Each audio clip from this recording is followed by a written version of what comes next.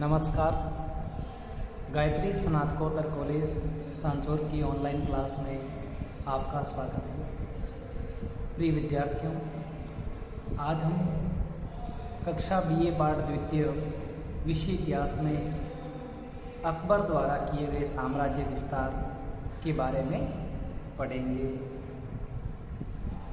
कल के वीडियो में हमने पढ़ा था कि सम्राट अकबर ने किस प्रकार से बहराम खां की सहायता से अल्प आयु में भी पानीपत का द्वितीय युद्ध जीतकर हेमू को पराजित किया था। उसके बाद बहराम खां जो दिन प्रतिदिन शासन में ज़्यादा हस्तक्षेप कर रहा था, तो बहराम खां को भी मंत्री पद से, प्रधानमंत्री पद से हटाकर उससे मुक्ति पाई। और उसके बाद अकबर पर हरम की महामहनगा का प्रभाव हो गया था और जिससे भी उसने मुक्ति प्राप्त कर ली। अब अकबर संपूर्ण भारत में मुगल सत्ता स्थापित करना चाहता था, लेकिन उसके सामने बहुत सी चुनौतियां थी।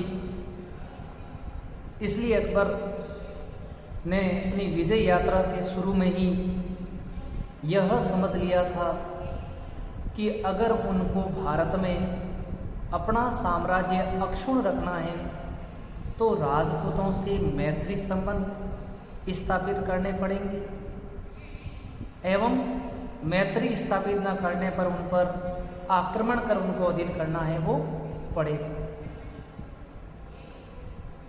और अकबर ने अपनी सैनिक शक्ति तथा कूटनीति से केवल उत्तर भारत पर ही नहीं, दक्षिण भारत के प्रमुख भाग पर भी अपना साम्राज्य स्थापित किया था। निसंदेह अकबर एक साम्राज्यवादी व्यक्ति था और वह कहा करता था कि एक सम्राट को सदैव विजय के लिए तत्पर रहना चाहिए, अन्यथा पड़ोसी शासक उसके विरुद्ध शस्त्र उठा लेते हैं। और अकबर ने सदैव इस नीति का पालन किया था, अर्थात वह शुरू से ही अपनी कूटनीति के माध्यम से और विभिन्न हथकंडे अपनाकर विजय प्राप्त करने में विश्वास रखता था। अब देखते हैं अकबर की साम्राज्य विस्तार की नीति में मालवा पर विजय। तो उस समय मालवा के शासक थे बाज बहादुर, और बाज बहादुर जिस समय अकबर अपने साम्राज्य का विस्तार कर रहा था, उस समय विलासी जीवन में व्यस्त थे। अतः अकबर मालवा विजय के लिए लालायित हो उठा और 1561 में मालवा के बाज बहादुर का दमन करने के लिए आदम खां को भेजा। और आदम खां ने शीघ्र ही अधिकार कर लिया। कुछ समय बाद बाज बहादुर ने पुनः मालवा पर अधिकार कर लिया। तब अकबर ने वापस क्रोधित होकर अब्दुल्ला खां उज़्बेक को भेजकर मालवा पर अधिकार कर लिया और उसे साम्राज्य का एक प्रांत है वो बना लिया। इसी बीच सरफुद्दीन ने मेड़ता के दुर्ग पर अधिकार कर लिया और मेड़ता के शासक जयमल राठौड़ मेवाड़ के महाराणा उदय सिंह के पास चले गए थे। तो इस तरह मेड़ता के महाराणा उदय सिंह के पास जयमल के जाने से अकबर और भी क्रोधित हो गया। इसके बाद अकबर ने गोंडवाना राज्य पर विजय प्राप्त करने का प्रयास किया। तो मध्य भारत में स्थित गोंडवाना का राजा वीर नारायण अल्प वयस्क था। गोंडवाना क्षेत्र पाली जालौर का कुछ इलाका पड़ता है और इस क्षेत्र में उस समय में वीर नारायण शासक था, लेकिन वह अल्प वयस्क था।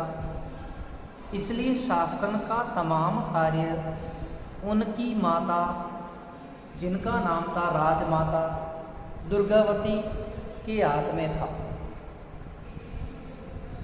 अकबर ने विजय लिप्सा से प्रेरित होकर 1564 में आसफ खां के नेतृत्व में गोंडवाना पर आक्रमण कर लिया और रानी दुर्गावती ने बड़ी ही वीरता के साथ शत्रु सेना के दांत खट्टे किए, लोहा लिया, किंतु विशाल मुगल सेना के सामने छोटा गोंडवाना राज्य, छोटी सेना उनका मोर्चा संभाल नहीं सकी और पराजय होती देखकर वीरांगना राजमाता दुर्गावती ने अपने आप को उन्होंने सतीत्व की रक्षा के लिए आत्मदाह कर लिया और उनका अल्पवयस्क पुत्र रण क्षेत्र में वीरतापूर्वक लड़ते हुए वीरगति को प्राप्त हुआ और गोंडवाना राज्य मुगल साम्राज्य का अंग है वो बन गए।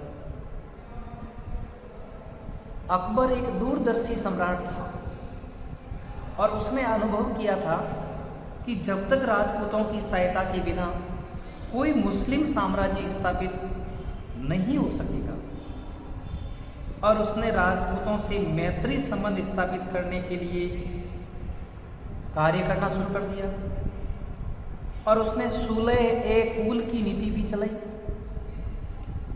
और उसने प्रेम, सहानुभूति, उदारता के माध्यम से राजपूतों का हृदय जीतना चाहा और इसका सुअवसर 1562 में अकबर को है वो प्राप्त हुआ। कैसे हुआ था वो हम देखते हैं। तो उस समय में क्या था कि आमेर के कछवाहा शासक भारमल थे और आमेर के कछवाहा शासक भारमल वृद्ध अवस्था में शासक बना था। उसकी उम्र लगभग 70 वर्ष की बताई जाती थी और भारमल अपने आंतरिक विद्रोह, आंतरिक क्लेश से परेशान था और उसी समय अकबर ने मित्रता की नीति का एक जाल फेंकना शुरू कर दिया। तो जब 1562 ईस्वी में अकबर ख्वाजा मोइनुद्दीन चिश्ती की दरगाह प्रदर्शन के लिए जा रहा था, सुलह-ए-कुल की नीति की सफलता के लिए जा रहा था, तो मार्ग में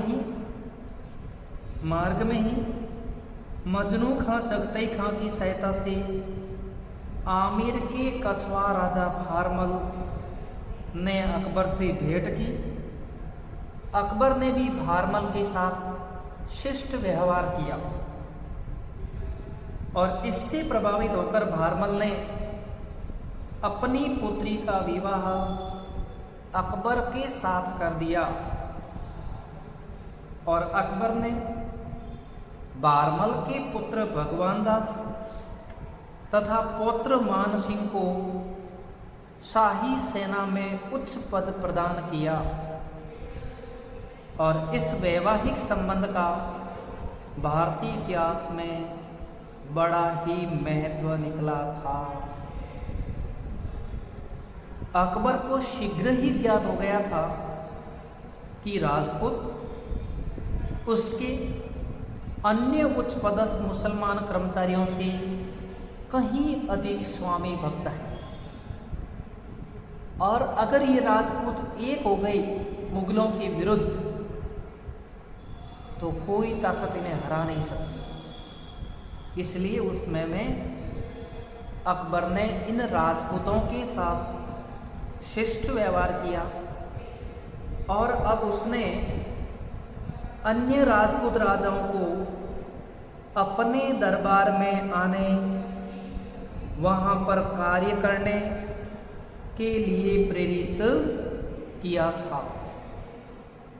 जोधपुर, जैसलमेर, बीकानेर जैसी बड़ी बड़ी रियासतों के शासकों ने भी अकबर की अधीनता स्वीकार की थी और अकबर ने भी उन्हें अपने शाही दरबार में उनकी योग्यता के अनुसार पद व मनसब प्रदान किया था। यहाँ तक कि आमिर के साथ अकबर के वैवाहिक संबंध स्थापित होने के बाद अकबर ने मान सिंह को फर्जंद कहा था। फर्जंद का मतलब होता है पुत्र, और मान सिंह को सभी राजपूतों में मुगलों की सेवा में सर्वाधिक मनसबदारी 7,000 मनसबदारी प्रदान करके सम्मान भी किया था। तो इस तरह लेकिन धीरे धीरे राजपूत राजा 350 वर्षों से दिल्ली के मुसलमान शासकों से जूझते रहे और अब वे मुगलों के प्रबल समर्थक बन गए और साम्राज्य विस्तार के लिए भी अपना रक्त बहाने लगे। अकबर ने 1570 में सूले-ए-कुल की नीति के तहत बारमल कचवाहा की सहायता से नागौर दरबार का आयोजन करवाया और वहां पर अपना व्यवहार श्रेष्ठ दर्शाने के लिए अकाल पीड़ित लोगों के लिए शुक्रवार के दिन शुक्र तालाब का निर्माण करवाया था। और यहाँ पर जैसलमेर के शासक भाटी हरराय, बीकानेर की कल्याणमल अपने 2 पुत्रों राय सिंह व पृथ्वीराज राठौड़ को लेकर अकबर के नागौर दरबार में उपस्थित हुए और अधीनता स्वीकार की। रणथंबोर के सुरजनहाड़ा ने भी अकबर की इस नागौर दरबार में अधीनता स्वीकार की और जोधपुर में उस समय में मारवाड़ में मालदेव की मृत्यु के बाद उनके पुत्र मोटा राजा उदय सिंह व चंद्रसेन में राजगद्दी को लेकर विवाद था और चंद्रसेन जैसे ही शासक बन गया, चंद्रसेन जैसे ही शासक बन गए और चंद्रसेन के शासक बनते ही उदय सिंह नाराज होकर अकबर की शरण में चला गया और अकबर ने उसके साथ उदार व्यवहार करते हुए उसे फर्जंद की उपाधि प्रदान, उसे मोटा राजा की उपाधि प्रदान करते हुए अपने दरबार में मारवाड़ के शासक की स्थान पर बैठा दिया। और इस कारण राव चंद्रसेन जब नागौर दरबार में आए लेकिन उनका उचित सम्मान नहीं हुआ तो वे नाराज होकर पुनः चले गए और आजीवन मुगलों से संघर्ष करते करते राव चंद्रसेन 1581 में वीरगति को प्राप्त। लेकिन राव चंद्रसेन ने कभी अकबर की अधीनता स्वीकार नहीं की, स्वाभिमान को कभी नहीं खोया था। धन्यवाद।